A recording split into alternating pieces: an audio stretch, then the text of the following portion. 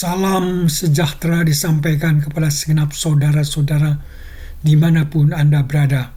Kiranya Anda semua berada dalam keadaan sehat dan dalam pemeliharaan Tuhan senantiasa. Renungan kali ini mengangkat tema damai di tengah gelombang perubahan. Berakar dalam iman kepada Kristus yang berdaulat.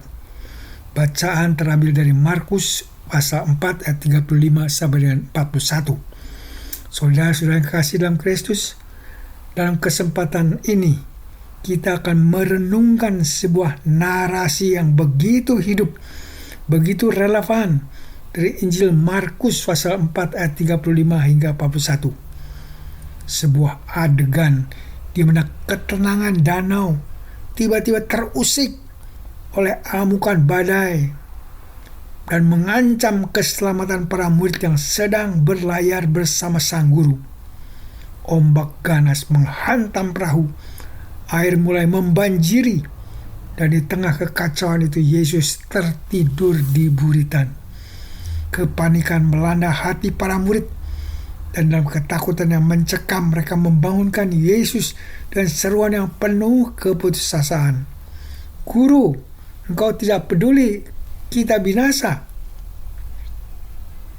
Kisah ini, saudara-saudara, bukan sekedar catatan sejarah tentang perjalanan di Danau Galilea.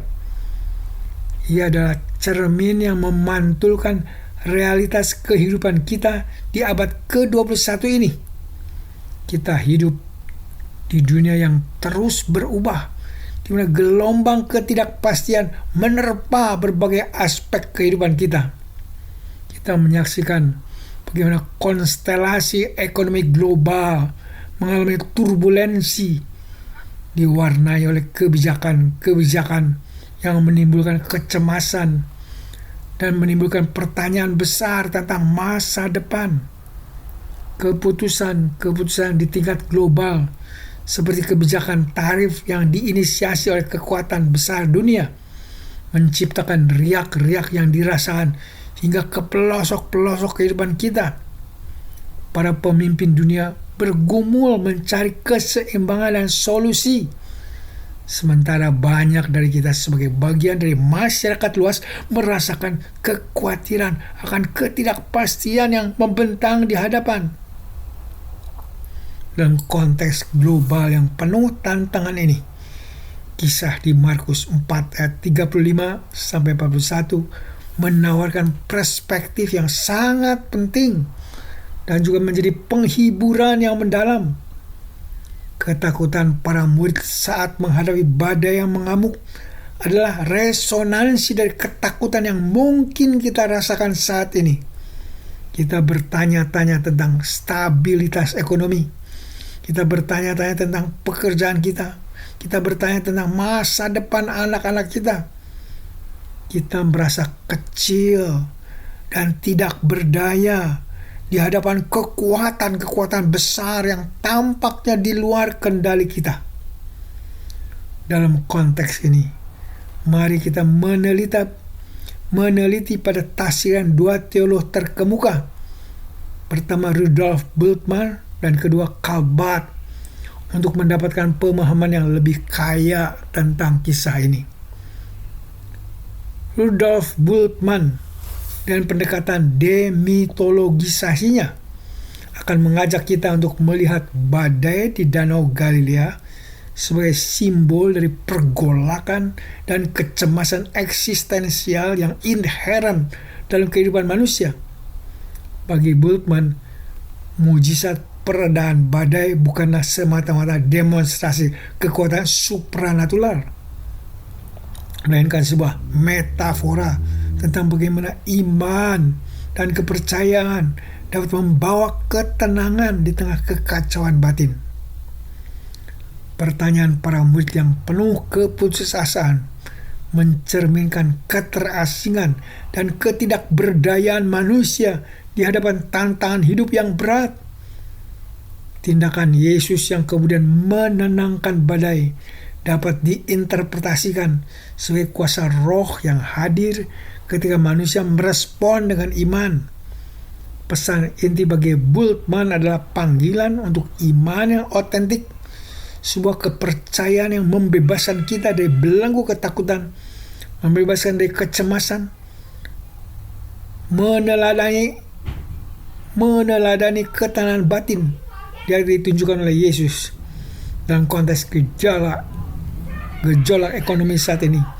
Bultmann mungkin akan menekankan pentingnya ketahanan mental, ketahanan spiritual yang berakar pada keyakinan bahwa di tengah ketidakpastian ada dimensi transenden yang memberikan harapan dan kekuatan.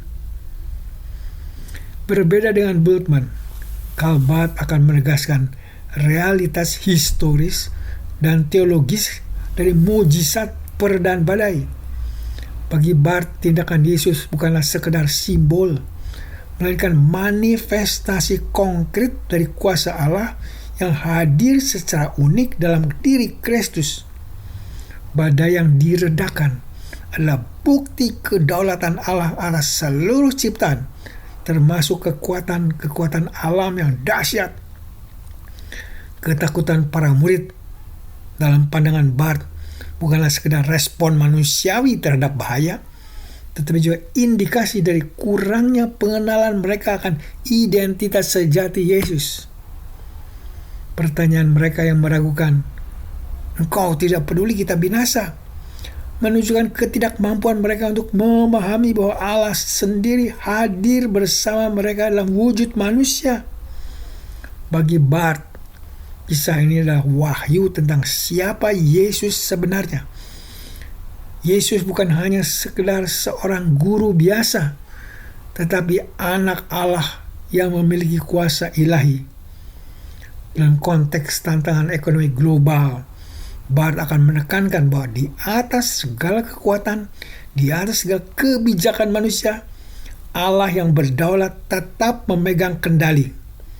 Iman kita harus berakar pada pengakuan akan kedaulatan Kristus yang mampu memberikan keamanan, yang mampu memberikan harapan, yang melampaui fluktuasi pasar dan ketidakpastian politik.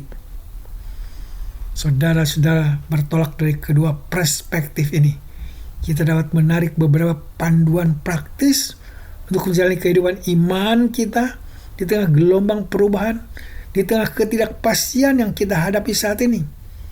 Pertama, kenali dan akui kehadiran Tuhan yang nyata, baik dalam pemahaman eksistensial Bultmann maupun dalam penegasan teologis Barth. Suatu hal yang jelas adalah bahwa Tuhan tidak pernah meninggalkan kita sendirian. Di tengah badai ekonomi, di tengah badai sosial, Kristus hadir bersama kita, sama seperti yang hadir di dalam perahu bersama para murid. Kita perlu melatih diri untuk peka terhadap kehadirannya dalam setiap aspek kehidupan kita, baik dalam suka maupun duka. Kedua, bangun dan perkuat iman kita secara aktif. Iman bukanlah sesuatu yang statis, melainkan sebuah perjalanan yang membutuhkan pemeliharaan dan pertumbuhan. Seperti para murid yang akhirnya belajar untuk percaya, kita pun dipanggil untuk terus membangun iman kita melalui doa, pembacaan firman, persekutuan dengan sesama orang percaya, dan melalui pelayanan. Iman yang kuat adalah jangkar yang akan menahan kita agar tidak terombang-ambing oleh gelombang ketakutan dan kecemasan. Ketiga, percayalah pada kedaulatan dan kuasa Tuhan yang tak terbatas. Kita mungkin tidak memahami dinamika ekonomi global atau arah kebijakan-kebijakan yang sedang berjalan. Namun sebagai umat Tuhan, kita memiliki keyakinan bahwa Allah adalah penguasa tertinggi atas segala sesuatu. Kuasanya melampaui segala kekuatan duniawi. Percaya pada kedaulatannya berarti menyerahkan kekhawatiran kita kepadanya dan beristirahat dalam keyakinan bahwa Ia memiliki rencana yang terbaik bagi kita. Ia memiliki rencana yang baik bagi dunia ini. Keempat, lawan ketakutan dengan kebenaran firman Tuhan. Ketakutan adalah musuh utama iman. Ketika gelombang ketidakpastian menerpa, mudah bagi kita untuk dikuasai oleh rasa takut. Namun firman Tuhan penuh dengan janji-janji tentang penyertaan, tentang perlindungan, dan tentang pemeliharaannya. Mari kita merenungkan dan menghafalkan ayat-ayat firman Tuhan yang memberikan kita kekuatan dan pengharapan, sehingga kebenarannya dapat mengalahkan kebohongan ketakutan. 5. Fokuskan pandangan kita kepada Kristus yang adalah sumber damai sejati. Di tengah hiruk-pikuk dunia dan ketidakpastian masa depan, Kristus adalah sumber damai yang sejati.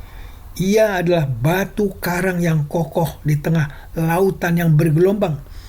Mari kita terus mengarahkan pandangan kita kepadanya, belajar dari teladannya, dan mencari kekuatan di dalam Dia.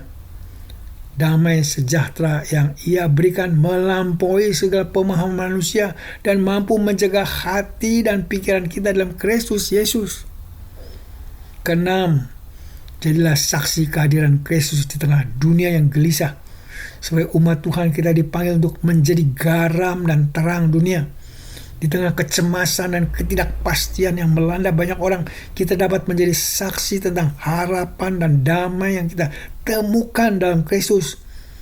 Melalui perkataan dan perbuatan, kita dapat menunjukkan kepada dunia bahwa ada fondasi yang kokoh, ada fondasi yang aman di tengah segala perubahan, yaitu iman kepada Tuhan Yesus yang berdaulat. Saudara-saudara, kita mungkin tidak dapat mengendalikan badai yang terjadi di sekitar kita, tetapi kita memiliki kuasa untuk memilih bagaimana kita meresponnya. Mari kita memilih untuk berakar lebih dalam iman kepada Kristus yang adalah Tuhan atas alam semesta dan atas setiap situasi kehidupan kita. Kiranya damai sejahtera Allah yang melampaui segala akal memelihara hati dan pikiran kita dalam Kristus Yesus. Amin. Mari kita berdoa. Allah Bapa, terima kasih atas penyertaan-Mu melalui Yesus Kristus di tengah gelombang ketidakpastian dalam kehidupan kami. Beri pertolongan dan damai-Mu agar kami dapat membagikannya kepada masyarakat yang resah. Bapa yang baik, dalam kesempatan ini hamba berdoa untuk para pendengar yang saat ini sedang sakit atau dalam pencobaan. Beri belas kasihan-Mu dan memberi kesembuhan kepada yang sakit dan kemenangan bagi yang dalam pencobaan. Allah yang penuh kasih, dengar dan kabulkan permohonan kami yang kami minta dan pohonkan dalam nama Tuhan kami Yesus Kristus, Juru Selamat yang hidup. Amin.